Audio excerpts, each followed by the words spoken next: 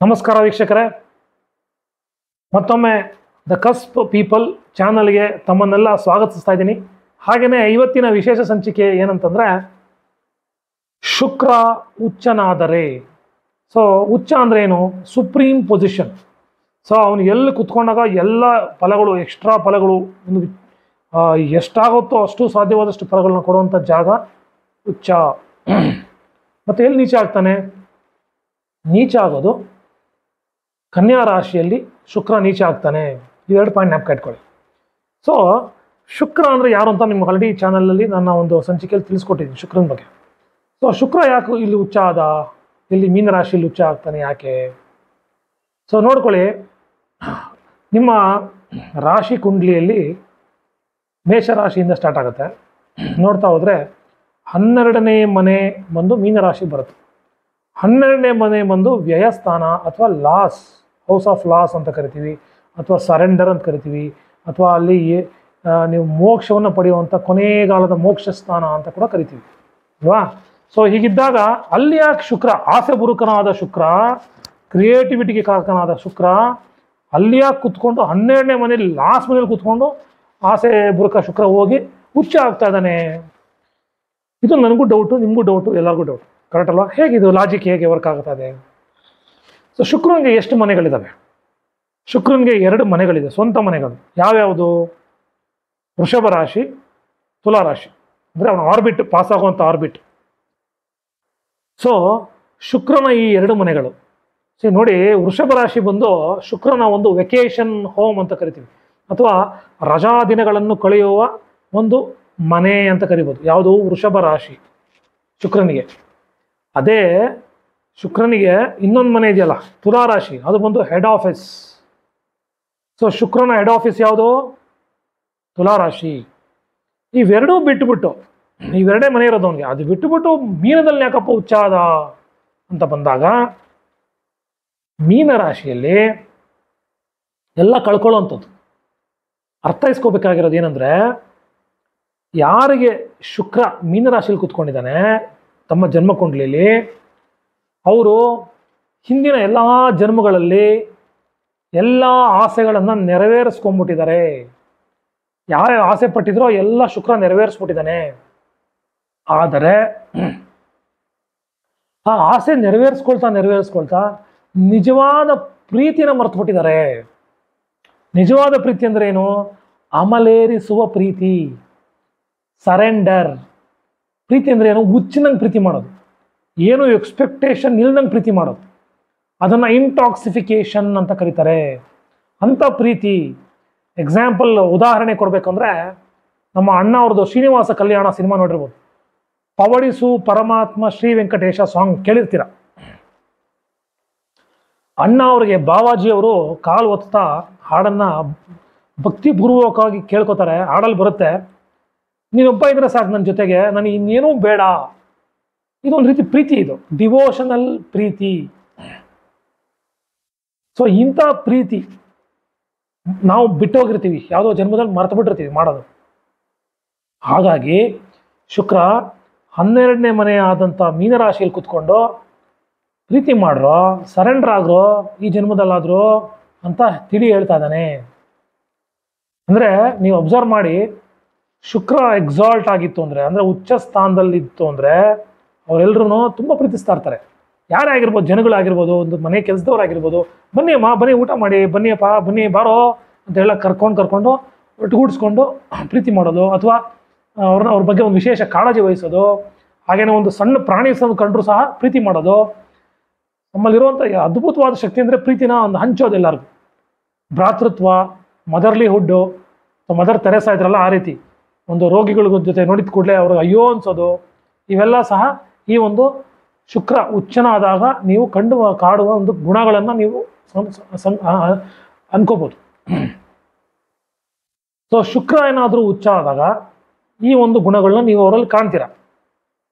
ಅಮಲಿನ ಪ್ರೀತಿ, ಅಮಲೇರಿಸ್ಕೊಂಡ್ಬಿಡೋದು ಸಿಕ್ಕಾಬಟ್ಟೆ, ಅಂದರೆ ಹುಚ್ಚಿನಂಗೆ ಪ್ರೀತಿ ಮಾಡೋದು. ದೇವರು ಬಿಟ್ಟರೆ ನೀನಿಲ್ಲಪ್ಪ, ನನಗೆ ಏನು ಬೇಡ, ಎಕ್ಸ್ಪೆಕ್ಟೇಷನ್ ಇಲ್ದಿರೋ ಪ್ರೀತಿ. ಈ ರೀತಿಯಾದಂಥ ಒಂದು ಪ್ರೀತಿ. ಅದೇ ನೀವು ಕೇಳ್ಬೋದು, ಶುಕ್ರನ ಮನೆ ವೃಷಭ ರಾಶಿ ಮತ್ತು ತುಲಾ ರಾಶಿ. ತುಲಾದಿಂದ 6ನೇ ಮನೆ, ತುಲಾನ ಲಗ್ನ ಮಾಡ್ಕೊಂಡು 6ನೇ ಮನೆ ಕೌಂಟ್ ಬಂದರೆ ಮೀನರಾಶಿ ಬರುತ್ತೆ. 6 ಅಂತಂದರೆ ನಾವು ಅಬ್ಸ್ಟಕಲ್ಸು, ಜಗಳದ ಮನೆ, ವ್ಯಾಜ್ಯದ ಮನೆ, ಲಿಟಿಗೇಷನ್ ಮನೆ ಇಂತೆಲ್ಲ ಕರಿತೀವಿ 6ನೇ ಮನೆ. ಅದು 6ನೇ ಮನೆ, ಅವನು ಹೆಡ್ ಆಫೀಸಿಂದ 6ನೇ ಮನೆ ಶುಕ್ರ ಹೆಂಗೆ ಹುಚ್ಚ ಆಗ್ಬಿಟ್ಟ.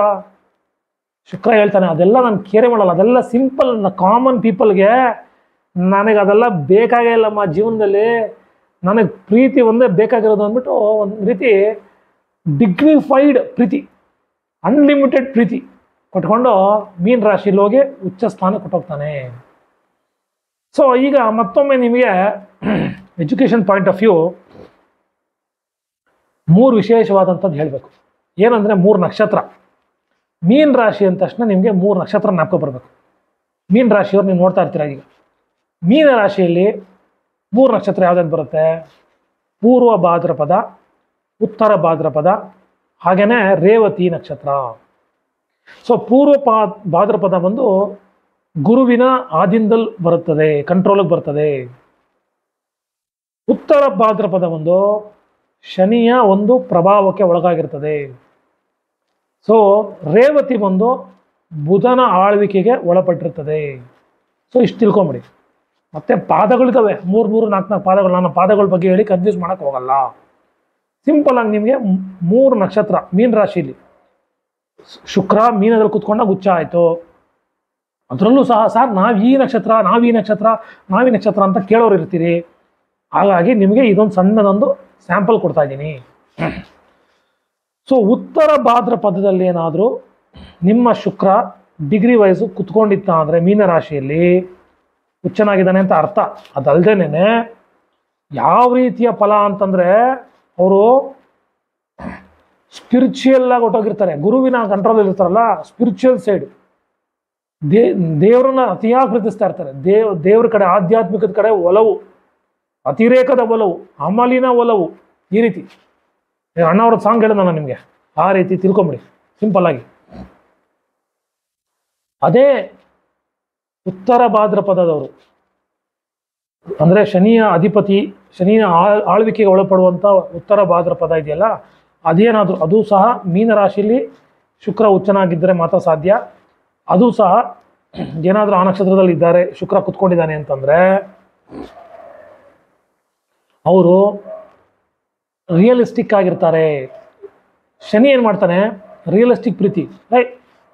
ನೀನು ಏನು ಇಷ್ಟನೋ ಅದು ಪ್ರೀತಿ ಮಾಡೋ, ನಿನಗೆ ಹೆಂಡತಿ ಇಷ್ಟನೋ ಹೆಂಡತಿನ ಪ್ರೀತಿ ಮಾಡೋ, ನಿನ್ನ ಕೆಲಸ ಇಷ್ಟನೋ ಆ ಕೆಲಸನ ಪ್ರೀತಿ ಮಾಡೋ, ಹುಡ್ಕೊಂಡು ಹೋಗೋ, ಪ್ಯಾಷನೇಟ್ ಆಗೋ ಅದ್ರ ಬಗ್ಗೆ. ನಿಂಗೆ ಆ್ಯಕ್ಟಿಂಗ್ ಇಷ್ಟನೋ ಆ್ಯಕ್ಟಿಂಗ್ ಬಗ್ಗೆ ಹೋಗೋ, ಅದನ್ನು ಪ್ರೀತಿ ಮಾಡೋ. ಕೆಲಸ ತುಂಬ ಇಷ್ಟನೋ ಕೆಲಸದ ಬಗ್ಗೆ ಹೋಗೋ ಅಂತ ರಿಯಲಿಸ್ಟಿಕ್ ಆಗಿ, ಪ್ರಾಕ್ಟಿಕಲ್ ಆಗಿ ತೋರಿಸಿ ಪ್ರೀತಿ ಮಾಡು ಅಂತ ಹೇಳ್ತಾನೆ.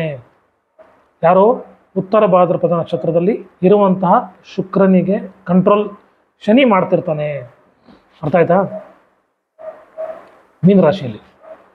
ಅದೇ ರೇವತಿಯಲ್ಲಿ ನಕ್ಷತ್ರದಲ್ಲಿ ಯಾರಾದರೂ ಶುಕ್ರ ಕುತ್ಕೊಂಡು ಮೀನರಾಶಿಯಲ್ಲಿ ಕುತ್ಕೊಂಡಿದ್ದಾನೆ ಅಂತಂದಾಗ ಅದೇನಂತ ಅನ್ಕೋಬೇಕು ಅಂದರೆ, ನೀವು ನೋಡಿರ್ಬೋದು ದಿ ಬ್ರಿಲಿಯಂಟ್ ಆ್ಯಕ್ಟರ್ಸ್, ಒಳ್ಳೆ ವಂಡರ್ಫುಲ್ ಆ್ಯಕ್ಟರ್ ಅಪ್ಪ ಇವರು ಅಂತ ನಿಮ್ಮ ತಲೆಯಲ್ಲಿ ಯಾರು ಬರ್ತಾರೋ ಅವ್ರದ್ದೆಲ್ಲ ಅದೇ ಆಗಿರುತ್ತೆ. ನಾರ್ಮಲ್ ಆಗಿ 95% ಅವ್ರದ್ದೇ ಅದೇ ಆಗಿರುತ್ತೆ. ಇಲ್ಲಾಂದರೆ ಕಂಜಂಕ್ಷನಲ್ಲಿ ವೇರಿಯೇಷನ್ಸ್ ಬರುತ್ತೆ, ಅದು ಕೂಡ ಮುಂದಿನ ತರಗತಿಯಲ್ಲಿ ಹೇಳ್ಕೊಡ್ತೀನಿ. ಅದೊಂದು.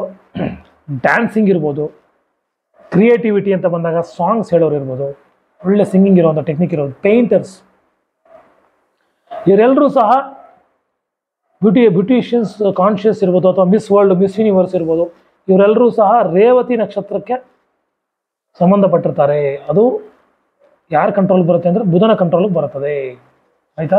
ಇದು ಉಚ್ಚ ಶುಕ್ರನ ಒಂದು ನಿಮಗೆ ಸನ್ನಿವೇಶನ ಹೇಳ್ಬಿಟ್ಟಿದ್ದೀನಿ.